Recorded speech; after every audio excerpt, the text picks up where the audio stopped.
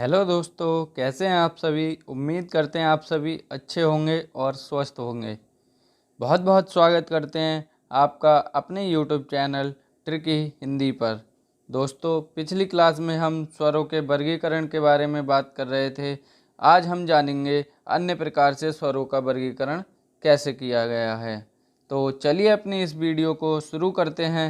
और अगर आपको हमारी वीडियो अच्छी लगती हैं तो चैनल को सब्सक्राइब कर लीजिए। तो चलिए अपनी वीडियो स्टार्ट करते हैं। स्वरों का दूसरे प्रकार से वर्गीकरण जीवा प्रयत्न के आधार पर किया गया है। तो आइए जानते हैं जीवा प्रयत्न के आधार पर स्वरों को कितने भागों में विभाजित किया गया है। तो जीवा प्रयत्न के आधार पर स्वर के निम्न 3 भेद हैं: अग्र स्वर, मध्य स्वर व पश्च स्वर। अब आइए जानते हैं क्या होते हैं अग्र स्वर, क्या होते हैं मध्य स्वर और क्या होते हैं पश्च स्वर। सबसे पहले बात करते हैं अग्र स्वर की। तो चलिए इनकी परिभाषा जान लेते हैं। जिन स्वरों के उच्चारण में जीभ का अगला भाग ऊपर उठता है उन्हें अग्र स्वर कहते हैं। जैसे ई, ए, अर्थात हम कह सकते हैं कि जिन स्वरों का उच्चारण जीभ के अगले भाग से होता है उन्हें अग्र स्वर कहते हैं। अब इसके अगले प्रकार की बात करते हैं। अगला प्रकार है मध्य स्वर। तो क्या होता है मध्य स्वर, चलिए जान लेते हैं। मध्य स्वर की परिभाषा के बारे में बात करें तो जीभ के मध्य भाग के संयोग से इसका उच्चारण होता है। जैसे अ, यानी कि जीभ के बीच वाले भाग से जिस स्वर का उच्चारण होता है वह मध्य स्वर कहलाता है। दोस्तों, परीक्षा की दृष्टि से मध्य स्वर काफ़ी ज़्यादा इम्पोर्टेंट हो जाता है क्योंकि यह केवल एक ही होता है और परीक्षा में इससे कई बार प्रश्न पूछा गया है। आइए हम तीसरे प्रकार से इसका वर्गीकरण जानते हैं। तो तीसरा इसका भेद होता है पश्च स्वर। तो पश्च स्वर की परिभाषा के बारे में बात करें, जिन स्वरों के उच्चारण में जीभ का पिछला भाग सामान्य स्थिति से उठता है उसे पश्च स्वर कहते हैं। जैसे आ, ऊ, ओ, औ, आ। इसके लिए ट्रिक से याद कर सकते हैं। आओ पीछे कुकड़ू कू करें, अर्थात आ, ओ पीछे ये याद करने के लिए है। कुक में ऊ की छोटे ऊ की मात्रा, यहाँ बड़े ऊ की मात्रा, यहाँ आगत स्वर की मात्रा। अर्थात दोस्तों, जीवा प्रयत्न के आधार पर स्वरों के 3 भाग होते हैं। अब अन्य प्रकार से इसका वर्गीकरण जानते हैं। तो दोस्तों, जीवा प्रयत्न के आधार पर वर्गीकरण के बाद नंबर 3 ओष्ठाकृति के आधार पर वर्गीकरण 3 प्रकार से किया गया है। पहला वृत्ताकार, दूसरा अवृत्ताकार, तीसरा उदासीन। ओष्ठाकृति का अर्थ होता है होठ की आकृति, अर्थात होठ की आकृति के आधार पर स्वर 3 प्रकार के होते हैं: वृत्ताकार, अवृत्ताकार व उदासीन। तो चलिए इनकी परिभाषा जान लेते हैं।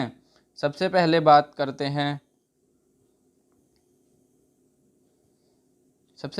करते हैं वृत्ताकार।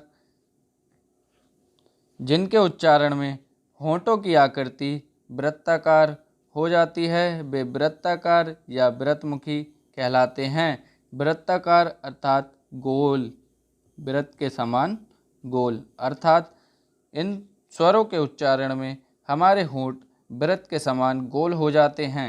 जैसे ऊ, ओ, औ। अब दूसरे प्रकार की बात करते हैं।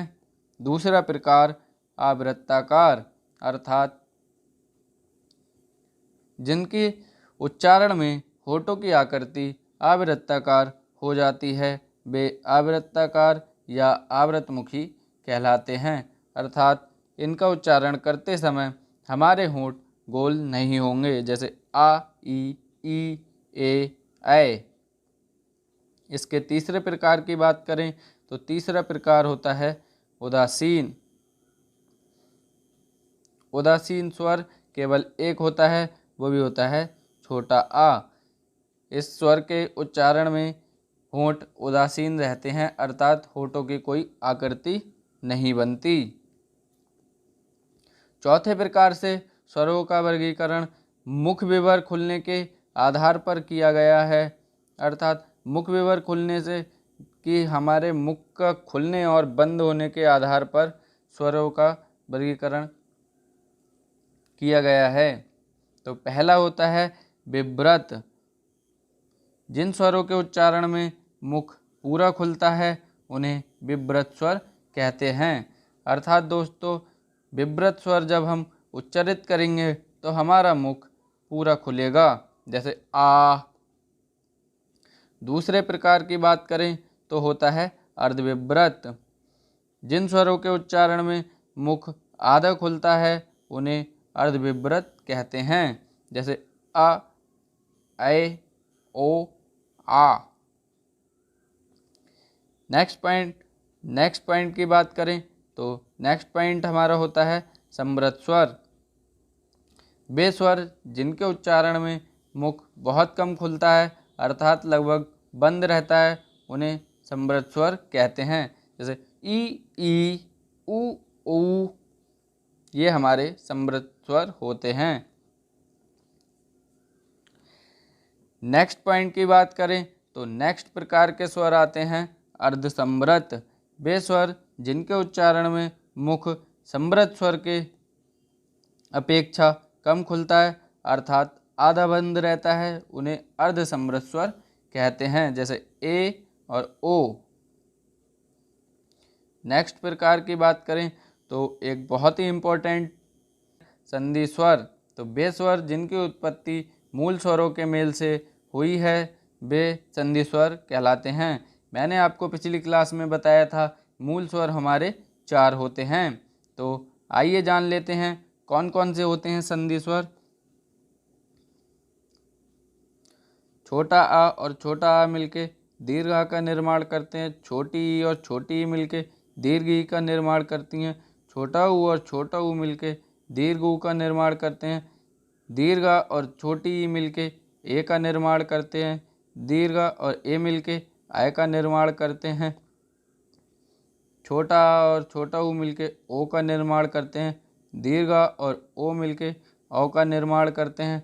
अर्थात हमारे संधि स्वर मूल स्वरों के मेल से बनते हैं। नेक्स्ट पॉइंट आता है संयुक्त स्वर। परीक्षा में पूछा जाता है कि संयुक्त स्वर कौन कौन से होते हैं, तो ए, ओ को संयुक्त स्वर कहते हैं। अर्थात ये मूल स्वरों से मिलकर बनते हैं, इसलिए इन्हें संयुक्त स्वर कहते हैं। इनकी संख्या भी 4 होती है। मूल स्वरों की संख्या भी 4 होती है और संयुक्त स्वरों की संख्या भी 4 होती है। दोस्तों, आज की इस वीडियो में यहीं तक बात करते हैं। नेक्स्ट वीडियो में मिलेंगे व्यंजनों के बारे में जानकारी लेके। तब तक के लिए स्वस्थ रहिए। धन्यवाद।